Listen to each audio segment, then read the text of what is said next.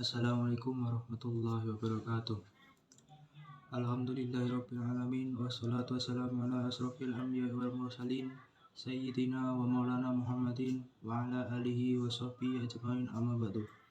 Puji syukur kita panjatkan kepada Allah Subhanahu wa taala yang telah memberikan kita rahmat serta hidayah sehingga kita bisa berkumpul dalam keadaan sehat walafiat. Sholawat serta salam kita curahkan kepada junjungan kita Nabi Agung Muhammad Sallallahu Alaihi Wasallam yang telah membawa kita dari zaman jahiliyah ke zaman modern seperti saat ini. Hadirin yang berbahagia, saat ini merupakan zaman modern yang berdampingan dengan teknologi modern dan juga media sosial.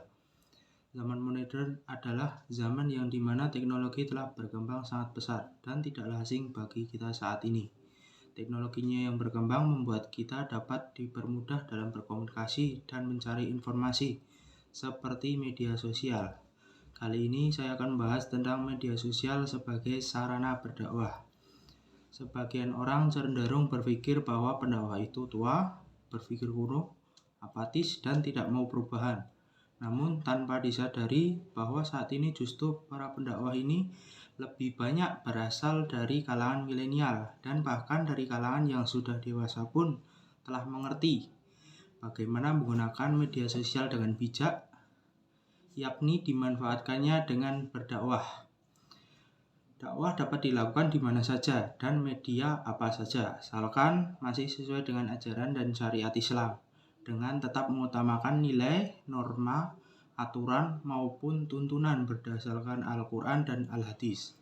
Sebagai contoh, para dai dapat berdakwah mengawalinya dengan membuat konten.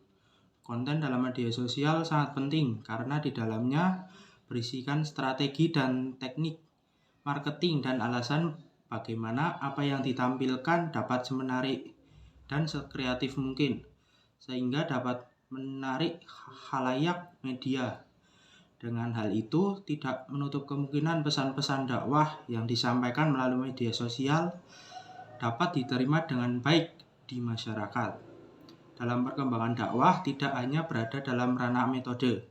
Teknik berdakwah juga mengalami perkembangan, perubahan dan modifikasi yang cukup signifikan. Hal ini tidak lain karena manusia sebagai pelaku dakwah mau tidak mau pada akhirnya akan terbawa masuk pada wilayah pemanfaatan teknologi sebagai media dakwah. Hasil karya teknologi yang sedang naik daun dalam berbagai ranah kehidupan manusia saat ini adalah media sosial. Eksistensi media sosial dianggap paling efektif guna menunjang berbagai aspek kehidupan manusia, baik aspek pendidikan, ekonomi, politik, ideologi, budaya maupun sosial. Media sosial juga paling banyak dimanfaatkan oleh pelaku dakwah sebagai media dakwah. Manfaatan media sosial sebagai media dakwah memberikan efek positif sekaligus negatif bagi umat Islam. Efek positif yang bisa diambil dari dakwah melalui media sosial diantaranya adalah kemudahan akses media sosial yang memungkinkan masyarakat mempelajari ajaran Islam maupun dimanapun dan kapanpun. Proses pelaksanaan dakwah melalui media sosial semakin variatif. Dakwah tidak hanya dilakukan dengan ceramah. Saat ini dakwah media sosial juga berupa mimi bergambar, video, kutipan Al-Quran atau hadis, dan kata hikmah dari seorang tokoh agama. Hadirin yang berbahagia, dalam berdakwah melalui media sosial juga harus mempunyai etika serta akhlak dalam menyampaikan dakwah. Etika dan akhlak dalam berdakwah melalui media sosial sangat penting untuk memastikan pesan-pesan yang disampaikan tetap efektif, menghormati semua pihak yang terlibat, dan juga integritas agama serta diri sendiri sebagai seorang muslim. Ada beberapa penjelasan etika dan akhlak dalam berdakwah. Yang pertama, dalam berdakwah melalui media sosial penting untuk tetap jujur dalam menyampaikan informasi dan referensi yang digunakan. Hindari menyebar informasi palsu atau tanpa dasar yang bisa merugikan reputasi dan kepercayaan publik. Pastikan setiap informasi yang disampaikan bisa diverifikasi. Yang kedua, pemilihan bahasa yang baik dan sopan dalam berkomunikasi sangat penting. Hindari penggunaan bahasa kasar, hinaan, atau merendahkan pihak lain. Sebagai seorang muslim, bicaralah dengan akhlak yang mulia agar pesan yang disampaikan bisa diterima dengan baik. Yang ketiga, saat berdakwah, ada baiknya untuk menghormati pandangan orang lain. Terlepas dari keyakinan, hindari mengkritik atau menjelek keyakinan atau agama lain, karena hal ini bisa merusak citra berdakwah yang damai dan beretika. Yang keempat, penting untuk bersikap sabar dan rendah hati. Jika ada pertanyaan atau perdebatan, jawablah dengan tenang dan berdasarkan pengetahuan yang benar. Hindari sikap sombong atau merasa lebih tahu daripada orang lain. Yang kelima, media sosial sering menjadi tempat terjadinya konflik dan provokasi. Sebagai seorang yang berdakwah, hindari terlibat dalam perdebatan yang tidak konstruktif dan berpotensi memicu pertentangan. Lebih baik fokus pada pesan-pesan positif dan edukatif. Yang keenam, penting untuk menunjukkan kasih sayang, empati, dan kebaikan terhadap semua individu dalam berdakwah.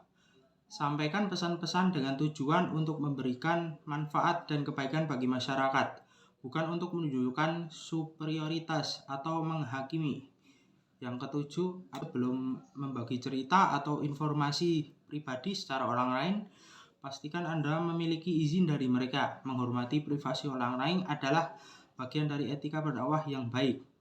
Kedelapan, berdakwah melalui media sosial sebaiknya difokuskan pada tujuan positif seperti edukasi, penceramah, dan memperbaiki akhlak. Hindari fokus pada hal-hal yang kontroversial atau provokatif yang hanya bisa merusak reputasi kita saat berdakwah. Hadirin yang berbahagia, tibalah saat di akhir materi. Marilah kita semua mengambil pelajaran dari media sosial sebagai sarana berdakwah. Dengan melakukan dakwah melalui media sosial yang merupakan langkah penting dalam menjembatani pesan-pesan Islam dengan masyarakat modern. Dengan mematuhi prinsip-prinsip yang etika dan akhlak yang baik, para pendakwah bisa menjaga integritas agama dan ajaran agama dan membawa manfaat serta penceramah bagi banyak orang. Dakwah melalui media sosial adalah bentuk kontribusi nyata dalam memperluas pemahaman agama serta mempromosikan perdamaian serta toleransi di tengah keagamaan masyarakat. Akhir kata, saya mohon maaf jika ada kata yang kurang berkenan saat menyampaikan materi. Semoga dapat memberikan manfaat untuk kita semua. Jika ada yang baik, itu datang dari Allah, dan jika ada yang buruk, itu datang dari diri saya pribadi. Wabillahi taufiq wal hidayah. Wassalamualaikum warahmatullahi wabarakatuh.